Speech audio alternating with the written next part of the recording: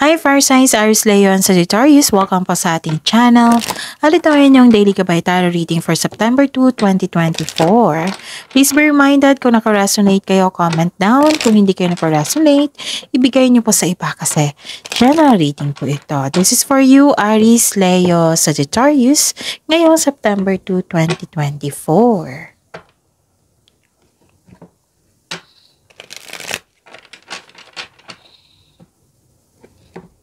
Maraming salamat po sa inyong patuloy na suporta at maraming salamat din po sa mga hindi nag-skip ng ads. Gamitin ang reading na ito bilang gabay lamang sa mga hindi pa nag-subscribe, subscribe na po kayo at click bell notification para malaman nyo na may bago tayong video. Para sa mga gustong magpa-reading po, may lumabas dyan sa screen nyo ngayon. Panoorin nyo po at sundin ang instruction. Calling the attention sa mga suki ko dito na Aries, Leo, and Sagittarius. Open na po inyong Monthly Gabay Tarot Reading for September 2024. May 6 months from na reading tayo at love life reading po. So message me, Aries, Leo, and Sagittarius for schedule. Maraming salamat po.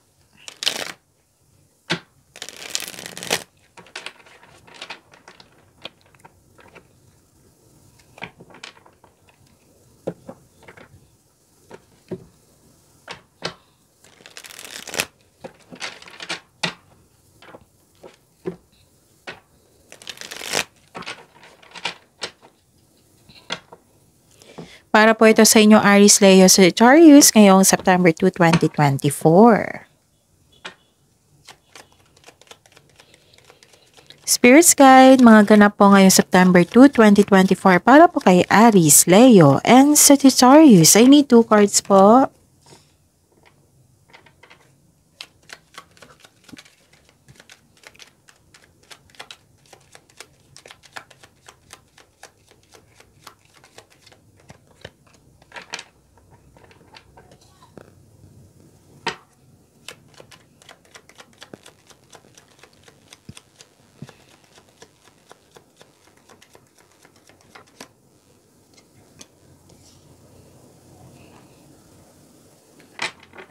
Okay, ayusin ko lang yung camera po.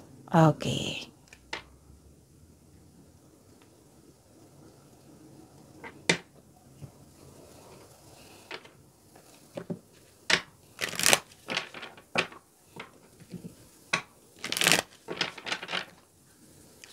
Spirits Guide, mga mensahe para kay Aries, Leo, and Sagittarius ngayong September 2, 2024. Okay, dalawa na pala ito. Scorein natin ng nauna. Okay. Aries, Leo, and Sagittarius ngayong September 2, 2024. May nakita ko ditong nag-uusap. Grupo ng tao po. Pwedeng may party ngayon, reunion, bonding, special event, public event. Yes. Iba sa mga grupo ng tao nag-uusap. Pwede din na kayo itong malakas ang influence sa araw na ito. You have confidence and marami kayong ginagawa. Or let's say na may babae na nagbigay sa iyo ng tulong, peace of mind, happiness, or sakit ng ulo. Nakita ko dito pwede din na nalaman mo ang kanyang totoong intention sa iyo. Kasi may nakita ko ditong may nalaman kayong sekreto. Okay? Sa araw na ito. Pwede din nag-aaral kayo ngayon, nagbabasa ng libro, documents, module. Nakita ko dito. Para may makuha kayong kaalaman, learnings, knowledge. Pwede din nagsaliksik kayo sa social media tapos may nalaman kayong clarity, ganon. Basta may nalaman kayong sekreto ngayong araw na ito, okay? And nakita ko dito na yung message is celebration. May celebration ngayon. So this is a clarification of your card here and here na may celebration na ganap. Let's let go and have fun. Okay? And invite serendipity. Serendipity, okay? Spirits Guide, ano po yung energy ni Aries, Leo, and Sagittarius ngayong September 2, 2024?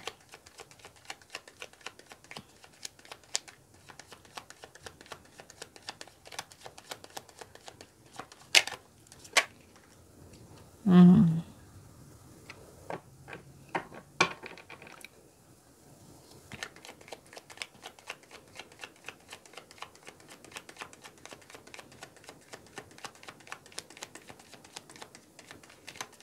Clarification po. Okay. Mhm. This is a daily reminder, panoorin niyo po yung last 4 days kapay tarot reading para hindi kayo maguluhan, para hindi kayo malito, panoorin niyo po. Kung may nakita kayo or narinig kayong repeating message, kailangan niyo po iyan bigyan ng atensyon. Kung maaari po, bigyan niyo po ng solusyon at aksyon. Again, calling the attention sa mga suki ko dito na Aries, Leo, and Sagittarius. Open na po ang inyong monthly kapay tarot reading for September 2024. May 6 months from now reading tayo at love life reading po. So message me, Aries, Leo, and Sagittarius for schedule. Maraming salamat po. Ano ang energy ni fire signs ngayon? Okay. Nagkaroon kayo ng anxiety. Okay. Nagkaroon kayo ng anxiety, pag-alala, worried kayo. Bakit? Hindi kayo makatulog dito nabalisa kayo, parang may naramdaman kayo ng natatakot or naghihinala or dumadalas yung pagkakaroon ng pagkakaroon ng masamang panaginip. Yun.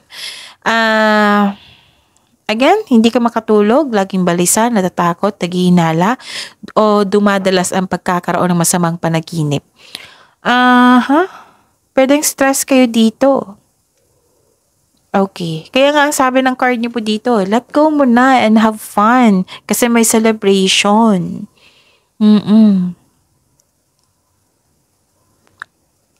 Okay. Kasi may nalaman kayong katotohanan, which is may nalaman kayong sikreto dito, which is lumabas dito sa tarot cards nyo.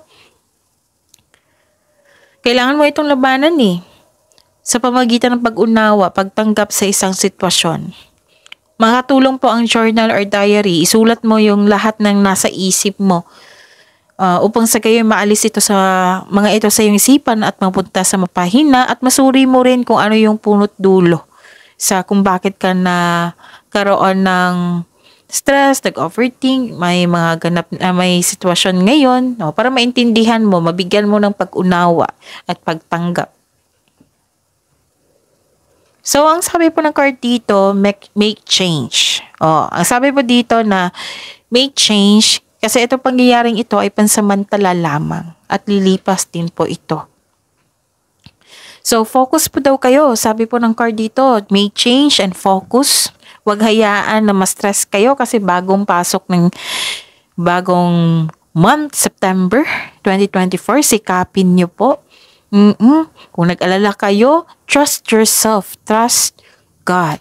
Isuko nyo lahat yung worries nyo kay God. Tapos, hingi kayo ng divine assistance. And i-pray nyo. I-pray nyo talaga. Yung isuko nyo lahat yung worries nyo. Okay? Para ma-stop na yung anxiety nyo yan. Pag-alala, stress, ganon. So, trust yourself, listen to your intuition, and have faith sa universe. Okay? So, let go. Sabi ng card dito, let go. May change and let go. Okay, ano pa?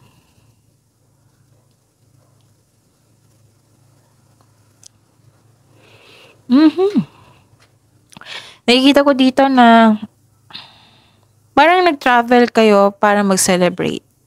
Yes, kasi nakikita ko dito celebration and travel Okay? May makilala kang mabuting tao na magbibigay siya ng influence sa inyo yung magiging happy ka sa kanya kasi mabuting tao siya naging happy kayo dito, which is good. Sa party siguro to na kasi may party, may bago kayong kakilala na mabuti, tapos nagkaroon kayo ng tapat na kaibigan, naging loyal sa inyo, nagbigay ng support sa inyo. May kausap ka din na younger person na regarding sa kanyang pangarap, maaring may intention ka na tulungan itong taong ito para matupad ang kanyang goal sa buhay. May marireceive kayong good news, pwedeng through email, mail, text, phone call, or direct isabi sa'yo. Yes, this is job opportunity also. This is opportunity, kahit ano man yan. Basta opportunity, good news to. Good news to. O pwedeng sa career and money to, pwedeng job offer or opportunity na excited ka. Kaya pala na-stress kayo dito kasi sobrang busy nyo. Marami kayong ginagawa. Akala ko So, lahat ng signs. Wow. Sa lahat ng signs, busy ngayon. So, ang sabi po ng card dito, diba, sobrang busy nyo. Ang sabi po ng card dito, i-prioritize mo daw yung task na may time management para hindi daw kayo ma-burnout. Kasi marami kayong gawain dito, oh. Just make sure you can deliver your promises. Para hindi kayo ma-burnout po, okay? Okay. Spirits Guide, Career and Money po ni Aries, Leo, and Sagittarius ngayong September 2, 2024.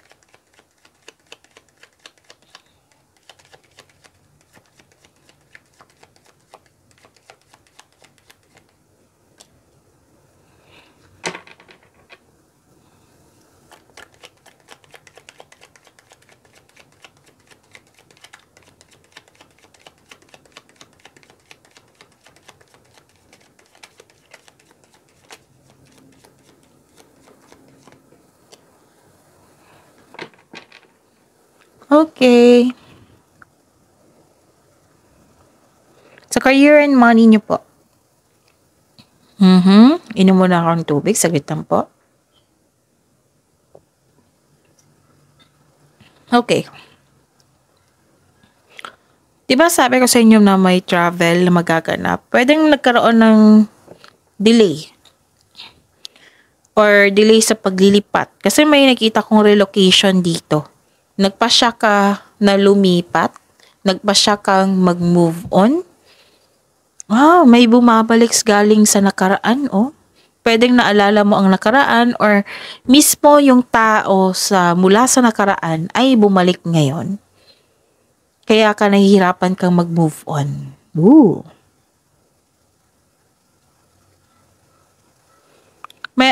This is career and money, no? Some of you may balak talagang mag-resign pero na-postpone.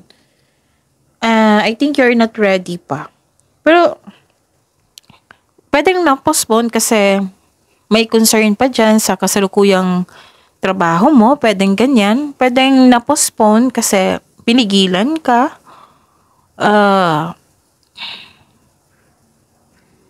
Kasi gusto mong sumubok sa sa bagong career opportunities. Pwede din nagkaroon ng delay sa pera, no? Kasi nakikita ko dito na isa din sa dahilan na na-stress ka. Pero don't worry, darating po ito. Basta i-attract mo lang yung delay na darating ito. Tapos make yourself busy. Kasi nakita ko dito na inip ka rin. Okay? Tapos, okay. Pwede din pwede talaga. Hanap kayo ng solusyon, sabi po ng card dito. Kasi ang ilan sa inyo nahirapan mag-move on sa mga nangyari. So, ang sabi po ng card dito, hanap po daw kayo ng solusyon at maging mapagpasensya po. Okay? Okay. Ano pa? Mag-ingat kayo sa taong masakit kung magsalita. Kanina ko pa ito nakita na may toxic na tao. Oo. Kung sabi po ng card dito na sikapin niyo po daw na hindi kayo magpa-apekto sa kanya. Huwag niyong tagapin yung negative energy niya. Kasi, alam niyo naman yung bigay niyan is magkaroon kayo ng anxiety niyan or hindi kayo mapalagay. So, put boundaries. Okay?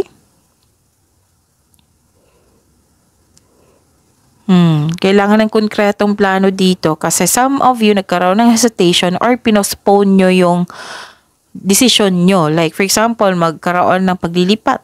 Oo. Be confident. May taong nagsasalo sa inyo. Yes, may nakita ko ditong paranoid, insecure, toxic talaga.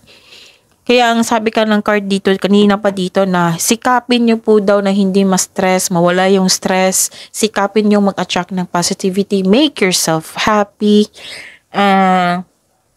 Oo, kasi kakapasok lang ng September, 'di ba? So sikapin natin. And hayaan nyo tong toxic na tao dito. Kung pwede po, put boundaries po. Wag nyo hayaan na makuha mo yung energy niya. Wag nyo hayaan maapektuhan kayo sa intention niya, bad intention niya. Okay?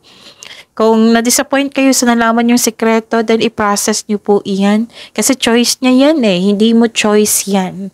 Okay? Walang problema sa iyo. May problema yung taong yun. Okay? Instead na mag-worried kayo, instead kayo ma-disappoint kayo or magalit, mag-offer kayo ng prayer. Mention this person's name. I-surrender nyo siya kay God. Then move forward kayo, mag-focus kayo dito sa celebration na kailangan yung i-celebrate. Okay? Yun. Spirit Sky, Love Life, Self-Love, Partnership, and Romance ni Aries, Leo, and Sagittarius ngayong September 2, 2024.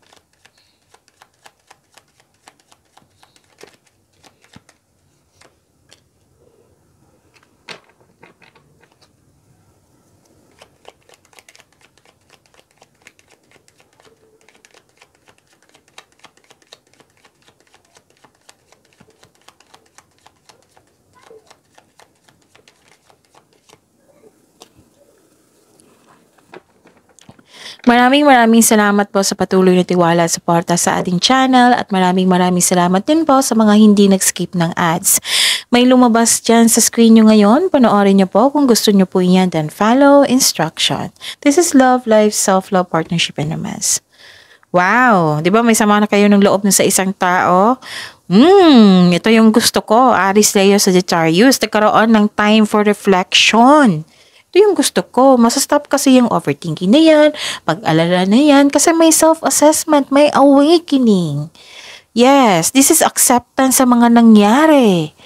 Nawala naman yung sama ng loob mo. This is power, ang lakas ng confidence nyo, which is sinabi ko rin dito kanina. Okay? And this is very good kasi tinutulungan mo yung sarili mo, Aries, Leo, Sagittarius. This is transformation. This is ending with new beginning kasi choice mong mag-move forward. Ang ganda. Okay, may sabi dito, accept your mistakes as well sa partner mo so you can successfully let the past go. Okay? Maari rin magpakita may nako. Kasi may sabi ako dito na may babalik sa inyo o may babalik din ng isang tao dito o may babalik, maging handa, may babalik po. Past love nyo ito. Para humingi ng tawad at mag-put ng closure. So, seek forgiveness in order to move forward. Okay? Okay. Dalawang card na kasi nagsabi na amaze ako. So, may forgiveness ako nakikita ko dito. Tapos, yun, kung nagkamali yung partner mo, nagkamali ka, sa araw na ito, magkakaroon kayo ng pag-uusap. So, accept your mistakes as well sa partner mo. Para maging ma-let go nyo yung nakaraan. Siyempre, bigyan nyo ng solusyon. Para maiwasan yan na hindi na maulit yun sa future, right? So, improve your communication. Aries, Leo, Sagittarius. And please be reminded, Aries, Leo, Sagittarius, kung may problema kayo sa love life, huwag nyo indamay yung career and money nyo at iba pa. Para kung ma-resolve yung love life nyo, hindi madamay yung okay pa rin yung career and money nyo at iba pa. Diba? So, reminder lang po, kung pwede po. Kasi makakabuti yan sa iyo na ma-remind mo yung sarili mo, hindi ko dapat bigyan ng, hindi ako maapektuhan dapat sa, ano tawag dito? Anong tawag dito? Hindi ko matumbok. Hindi ko hahayaan na maapektuhan yung career and money ko at ang ipapa. Ganun. Kasi mariresolve yan through honest conversation, magkakaroon ng judgment Okay? May realization. Hindi lang ikaw, pati siya. Pati din yung past mo. Be ready. Babalik siya at maghihingi ng tawad.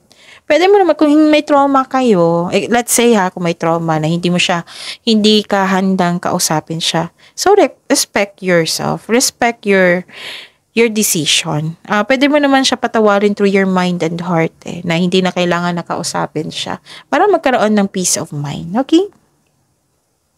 Lakas ng loob talaga ang kailangan dito. Kasi ma-overcome mo yung challenges Yes. Huwag kayong mapinaan ng loob. Tapos, be confident. Huwag niyong hayaan na maging weak kayo. Be confident. Kung may pagbabago po sa inyong sitwasyon ngayon, magiging okay din ang lahat. Sabi po ng card dito, ma-adapt mo yung pagbabago. So, the advice is have faith in the universe, face your fears with self-confidence and courage. Okay? Okay. I think yun na. See you tomorrow, Aries Leo Sagittarius. Please like, subscribe, and click bell button for notification para updated po kayo sa daily tarot reading natin. Maraming salamat po.